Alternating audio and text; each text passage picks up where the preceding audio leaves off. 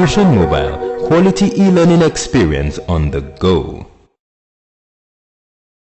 Welcome to Fusion Mobile e-learning clinic.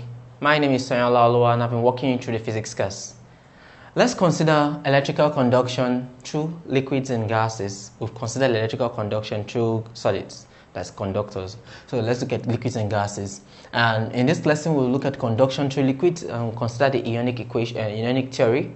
We'll discuss it briefly, and then we'll look at electrolysis and Faraday's laws.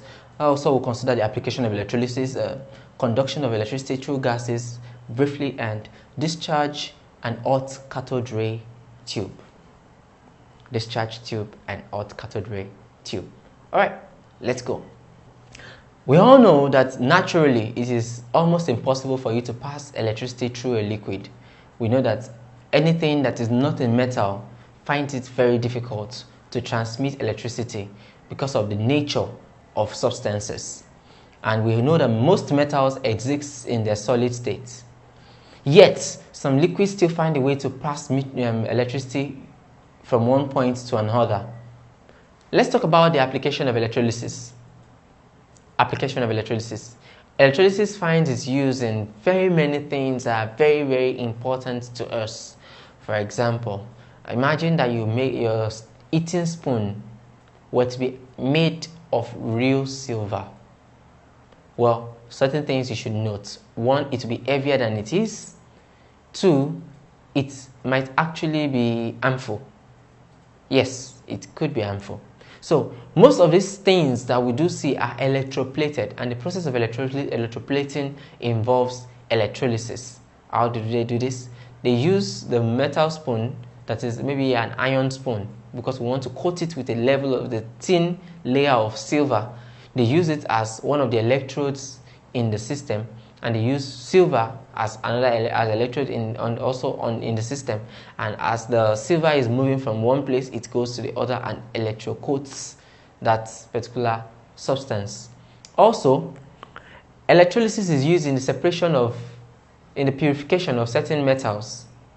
Certain metals, for them to be purified, you must go through the electrolytic process. As well, some substances, the way to absorb to extract them in their natural states, as in the only way you can extract them in their pure form is through electrolytic process.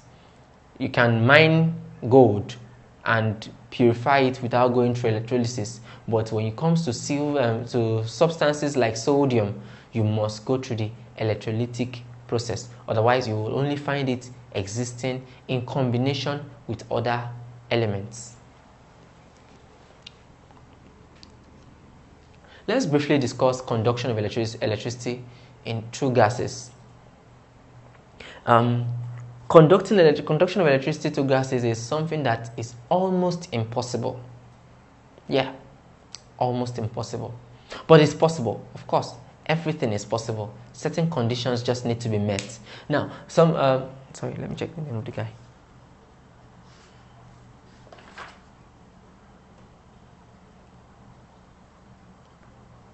The name of the guy is not there.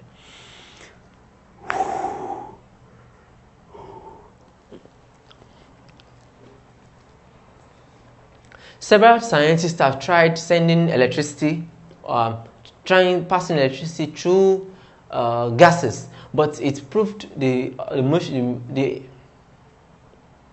several scientists have tried passing electricity through gases, but the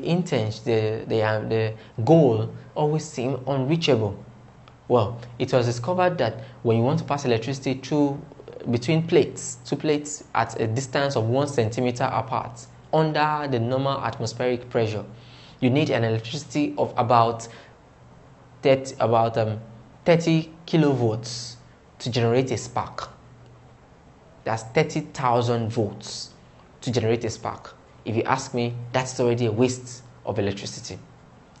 30,000 volts just to generate a spark. So it's really, in a real sense, it's not so logical. But there is a way in which it can be done. When the pressure of the system is reduced to about 1 millimeter mercury, or if possible, absolute vacuum is created. we can actually find a means of transmitting electricity within the medium. And that is one of the ways in which we make our electric bulbs. It is one of the scenarios for creating the electric bulbs. In some of our systems, we have about 1000 volts being passed through a filament just to generate electricity. Just to transmit electricity. Alright, let's discuss the discharge and hot cathode ray tube. The discharge and hot cathode ray tube. When we talk about the discharge tube, that is a tube that we usually use for transmitting electricity under special conditions. If you look on your screen right now, you see a picture of a discharge tube. The discharge tube has a place where it can be connected to a vacuum pump. The vacuum pump would reduce the air in the system, thereby also reducing the pressure to as little as possible.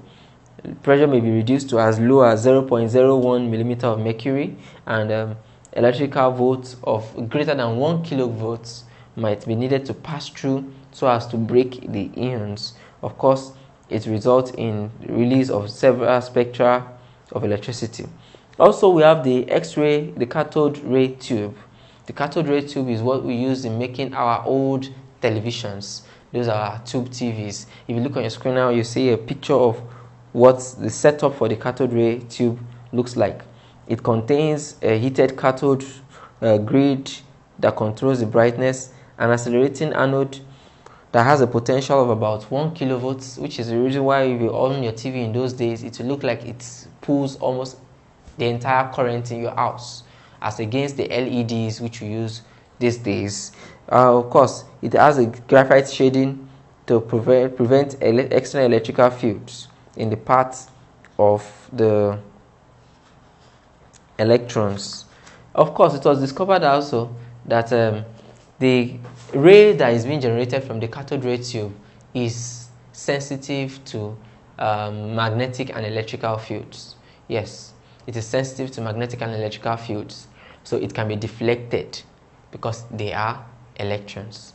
Alright, we've talked about, in this lesson, we've looked at the electrical conduction through liquids and gases. We talked about conduction through liquids, considering the ionic theory. We also spoke on electrolysis and Faraday's laws and application of electrolysis, and we quickly looked at conduction of electricity through gases, and finally discharge and hot cathode ray tube. Having studied all these things, in a few seconds some questions will be displayed on your screen.